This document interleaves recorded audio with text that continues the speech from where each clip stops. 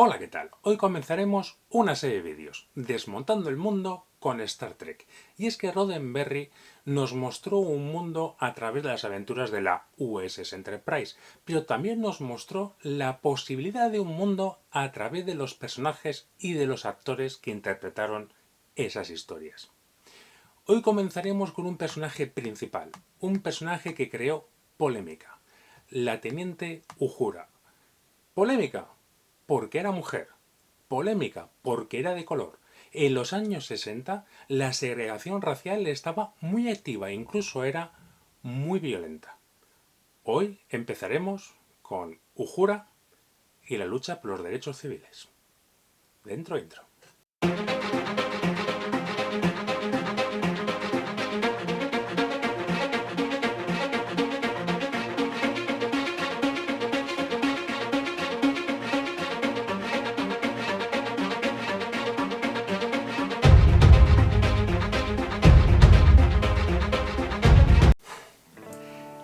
Si hay una frase que resume la lucha por los derechos civiles, esa es I have a dream. Yo tengo un sueño.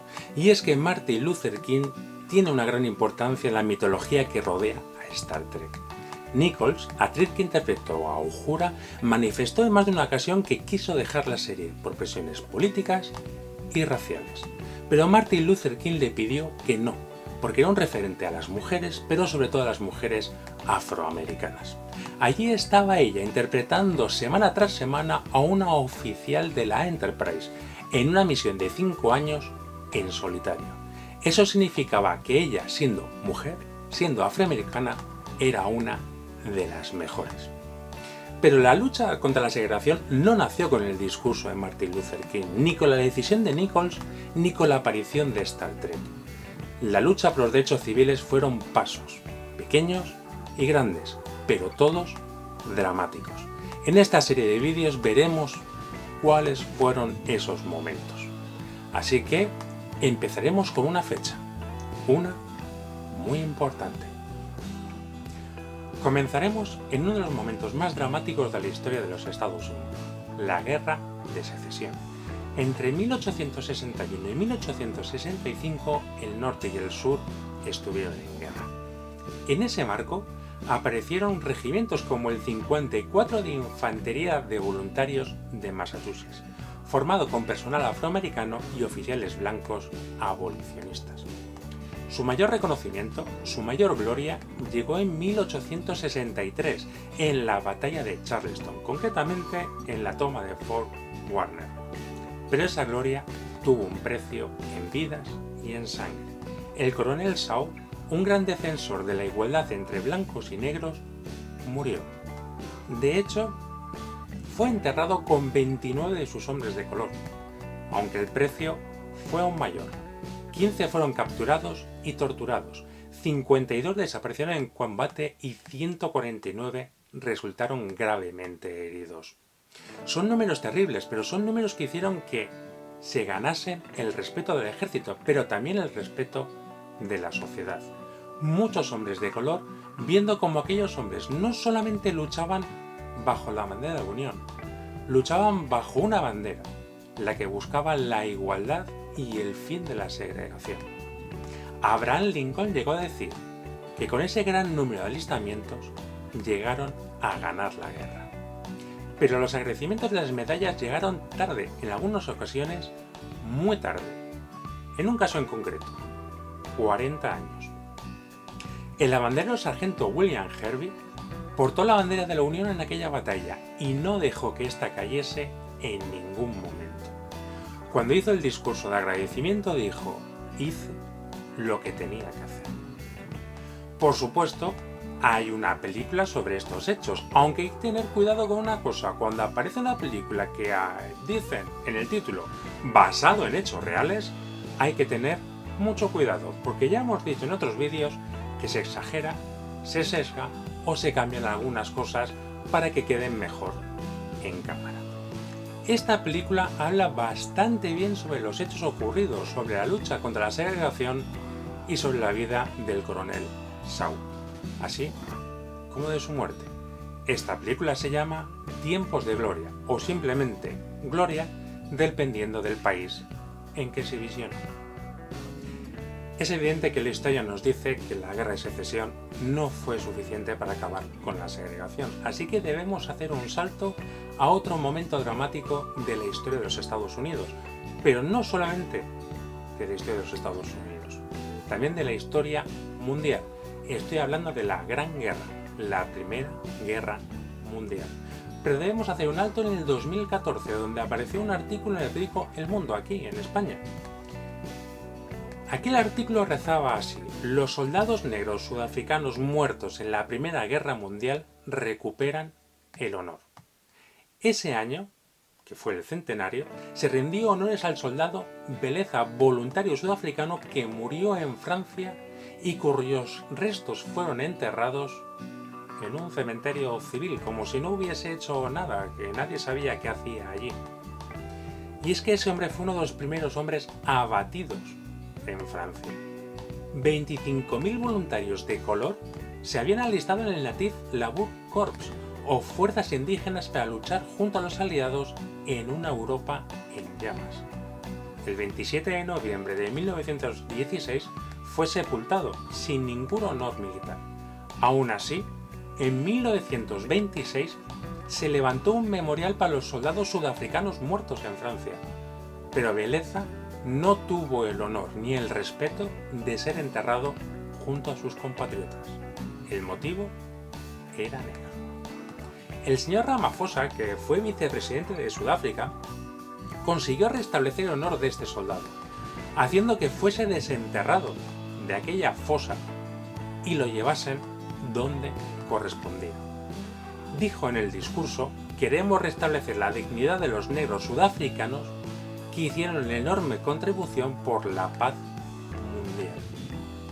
Aunque he encontrado una historia bastante curiosa, extraña y muy poco conocida. No solamente lucharon soldados negros a favor de los aliados, también lo hicieron a favor de Alemania. Hay un hombre que he encontrado haciendo así un poco de investigación, que es Paul von Letton, que comandó 12 compañías de askari tanzanos. Con la ayuda de aquellos hombres, tiene el récord de no haber perdido ni una sola batalla.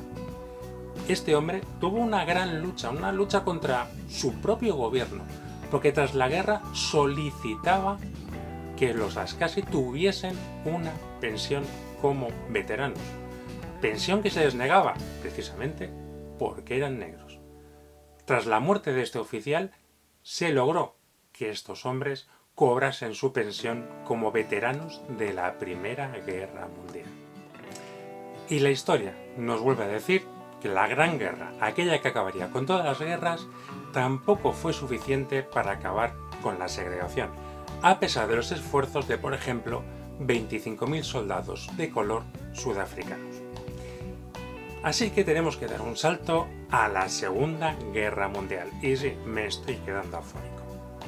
Hablaremos del 332 Grupo de Combate del Cuerpo Aéreo del Ejército de los Estados Unidos, formado íntegramente por hombres de color. Estos hombres también eran conocidos como los Red Tie, los cola rojas, debido a que pintaban de un color rojo vivo las colas de sus aviones para poder ser identificados. Aún así, también identificados por el enemigo, y eran muy buscados. Eran trofeos muy codiciados por el eje. Estos hombres combatieron tanto en el norte de África como en Europa, pero se ganaron su gloria haciendo misiones de escolta sobre Alemania, algo que molestó muchísimo al eje y algo que también aprovecharon ellos para conseguir visibilidad, que la gente, sobre todo en los Estados Unidos, les viese pilotos de color combatiendo, realizando misiones de escolta a bombarderos. Debemos recordar que durante la Segunda Guerra Mundial los británicos bombardeaban de noche, pero los norteamericanos bombardeaban de día y necesitaban escoltas de cazas. Algunos de estos escoltas caucásicos buscaban, es lo que dicen, la gloria. Había un dicho entre los pilotos y las tripulaciones de bombardero que decía: los pilotos de caza hacen películas, las tripulaciones de bombardero hacen historia. El caso es que el 332 estaba dirigido por el coronel Benjamin Oliver Davis Jr., que se convertiría en el segundo general de color de las Fuerzas Aéreas de los Estados Unidos, un gran honor que de hecho se mereció.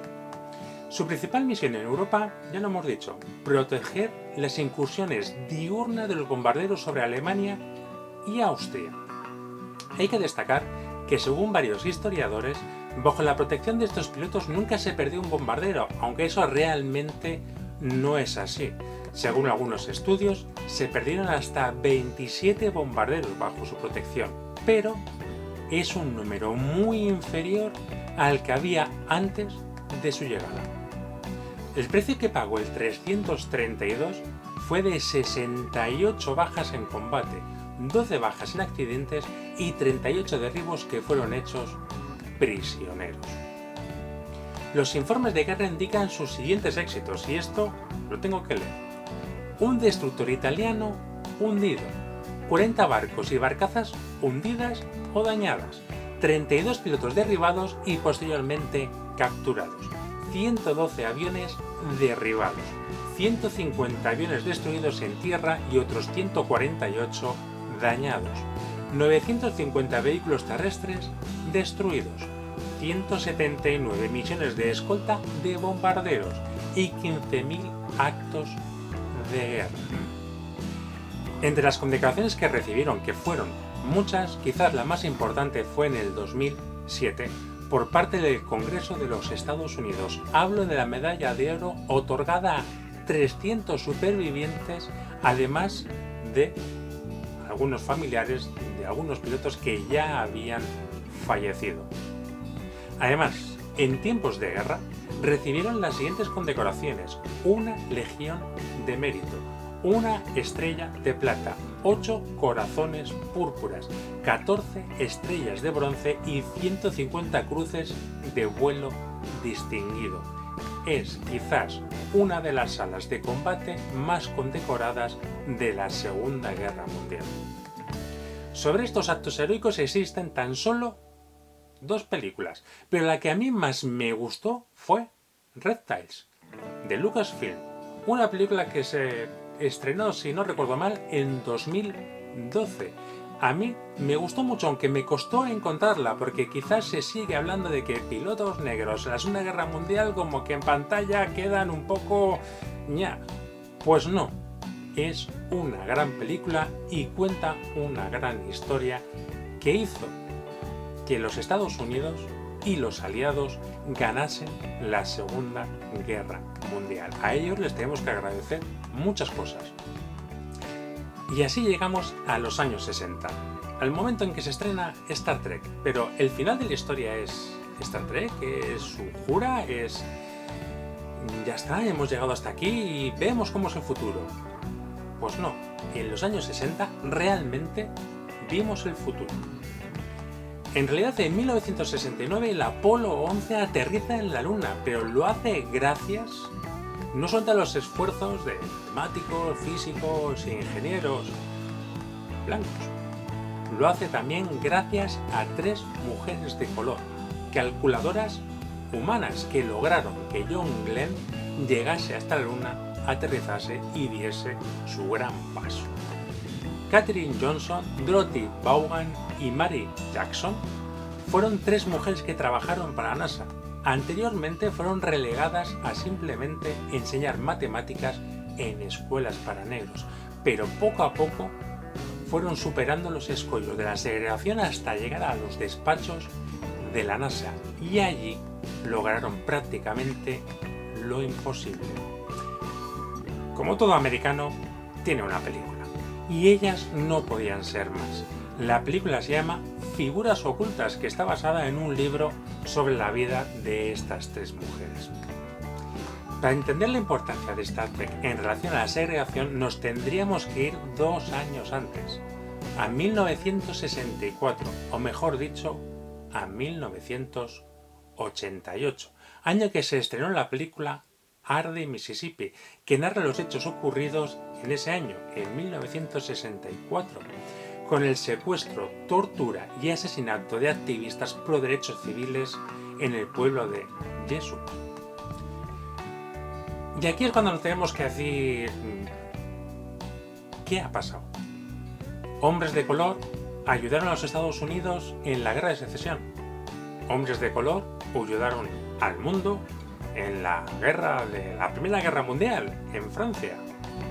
Pilotos de color combatieron en el norte de África y en Europa haciendo grandes misiones de combate, haciendo que el eje retrocediese y al final se rindiese. Lograron grandes hechos y grandes hitos. Y entonces, ¿qué hemos logrado con tantos momentos y tantos pasos dramáticos? Hemos conseguido que un grupo de hombres blancos secuestre a un grupo de hombres pro derechos civiles, los torturasen y los asesinasen. Ahora mismo, en este año, en el año en que estoy grabando este vídeo, 2019, la segregación sigue activa, quizás menos, pero sigue activa. Por ejemplo, en el cine, que es mi tema, vemos cómo hay actores de color que reciben menos premios que actores blancos. Quizás reciben papeles menos lujosos, menos vistosos, menos premiables. Pues darle esos personajes, vamos a ver qué ocurre. El hecho es que el mundo, a pesar de todos estos pasos dramáticos, tiene que dar aún más pasos. Y en ello nos ayuda Roddenberry. En Star Trek muestra un mundo en que hay una mujer de color en un puesto fundamental. De hecho, el resto de los actores también tiene su papel en la historia, también tiene su recorrido en la historia, pero eso lo veremos en el próximo vídeo. Así que, si me queréis dar un like, hacedlo. Si queréis seguir, hacedlo. Y si no, simplemente ser felices. Adiós.